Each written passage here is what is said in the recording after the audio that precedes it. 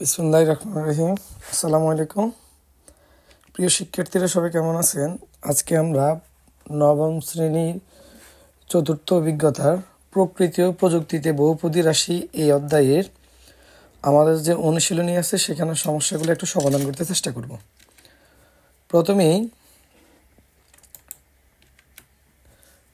আমাদের 1 নং যেটা সমাধান করতে বলছে সেটা হচ্ছে 3টি বাস্তব উদাহরণ থেকে বহুপদী রাশি গঠন করো। এখন আপনারা আপনাদের চারপাশে অথবা বাস্তব যে কোনো অভিজ্ঞতা থেকে এইরকম 3টি বহুপদী রাশি গঠন করবেন। যেমন আমি এখানে 3টি সমাধান করে দেখালাম, আপনারা চাইলে আপনাদের মতো করে ভিন্ন ভিন্ন ঘটনা দিয়েও সেগুলো ব্যাখ্যা করতে পারবেন।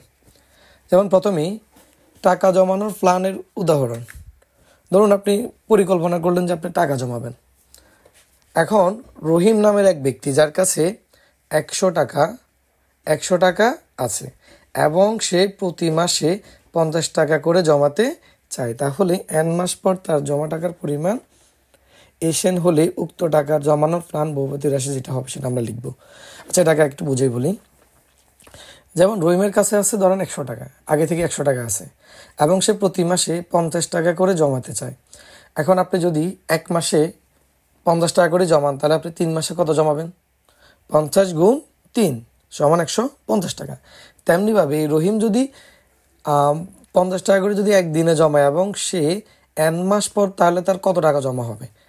প্রথমে আমরা দেখি রহিমের 1 মাসে জমা হচ্ছে 50 টাকা, তাহলে n মাস পর যা জমা হবে কত? 50 গুণ n সমান 50n, এবং তার কাছে আগে আর আছে 100 টাকা, তাহলে টোটাল কত দাঁড়ায়?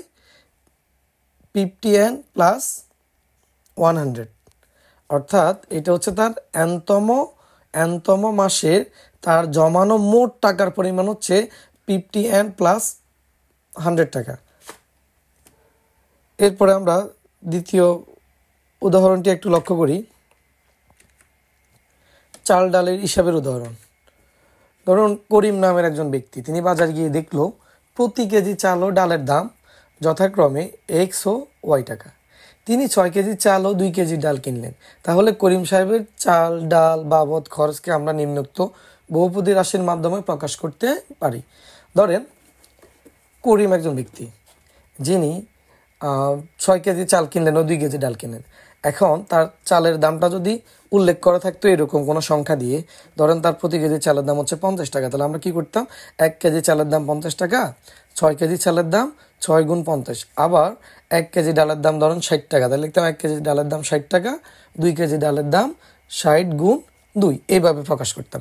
কিন্তু আমার এখানে 1 কেজি চাল এবং 1 কেজি ডালের যে দামটা দেওয়া আছে সেটা আমার চলকের মাধ্যমে দেওয়া আছে, বা আমি ধরে নিলাম যে সেগুলো চলকের মাধ্যমে। এখন 1 কেজি চালের দাম যদি x টাকা হয়, তাহলে 6 কেজি চালের দাম কত হবে? 6y টাকা, 6x টাকা। আর 1 কেজি ডালের দাম যদি y টাকা হয়, তাহলে 2 কেজি ডালের দাম কী হবে? 2y টাকা। আর আমরা মোট টাকাটা যদি খরচ মানে যোগ করি, যে আমাদের মোট খরচ যেটা, সেটাকে আমরা যদি যোগ করি, তাহলে আমার কী হবে? 6x প্লাস 2y, তাহলে আমার মোট খরচটা হবে কি? 6x plus 2y। এরপর আমরা 3 নম্বর উদাহরণটা একটু দেখি। জমির ক্ষেত্রফল। ধরুন সমরেশ বাবুর 1 খণ্ড আয়তাকার জমি আছে যার দৈর্ঘ্য x ও প্রস্থ y। তাহলে সমরেশ বাবুর জমির ক্ষেত্রফলকে আমরা বহুপদী রাশির মাধ্যমে প্রকাশ করতে পারি যেভাবে। এখন যেহেতু জমিটা আয়তাকার জমির ক্ষেত্রফলের সূত্র আমরা সকলেরই জানা আছে, দৈর্ঘ্য গুণ প্রস্থ, অর্থাৎ এই যে দৈর্ঘ্য x এবং প্রস্থ y, এই x এবং y গুণ করলে আমার জমির ক্ষেত্রফল চলে আসবে। এই যে দেখুন জমির ক্ষেত্রফল x y।